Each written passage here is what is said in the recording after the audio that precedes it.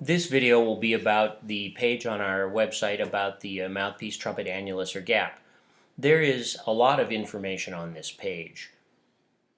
It's quite extensive and it covers a lot of different topics.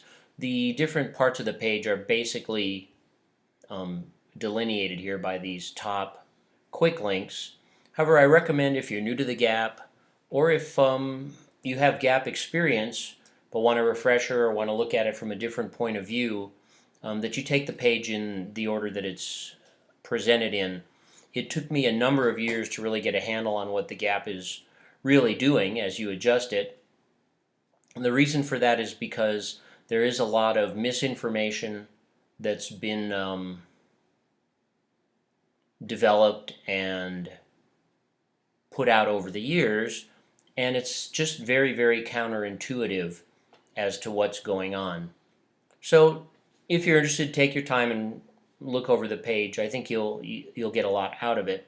So basically it starts out with the definition of the gap, which is very simple, and some of the things you can get when the gap is correct for you, your mouthpiece, your trumpet, and the way you play. And then it goes into the area of the function of the gap. What actually happens to the different notes, pitches, slotting when you change the gap, when you adjust it. Of all the videos on this page, in my opinion, this video right here is the most important one to understand. It'll really tell you what's going on as you change the gap to the different modes or notes or slotting, how it's affecting the harmonic series, and it's very counterintuitive. It's not what you would expect, so if you're going to take your time, please take your time on that particular video. It's very important.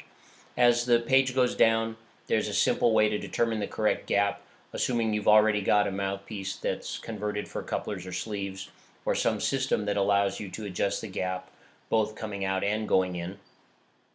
If you have a solid shank mouthpiece, and you still want to experiment a little bit, you can always put a piece of paper on the side of the shank and see what it's like coming out, making the gap larger.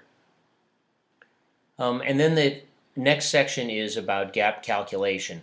The problem with gap calculations is that there are just too many variables involved with this, and one of the largest variables, or one that comes into play the most with this, is how far each player pushes their lips into the mouthpiece, which varies from player to player, even using the same mouthpiece. So this explains what happens basically when you change the lip penetration, and that's just one of the variables that we're dealing with.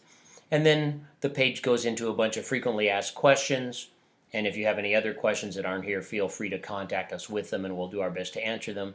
And then for fun, at the bottom of the page are some measurements we made that just show the average gap with different couplers, the coupler size being here, and different manufacturers.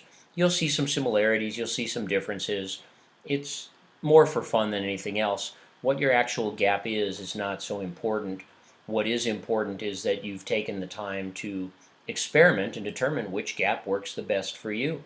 And it could be anything from a large gap to a medium gap to a small gap. I've seen them all work for different players over the years. So that's pretty much the gap page, and I hope you enjoy it. And as usual, have great gigs.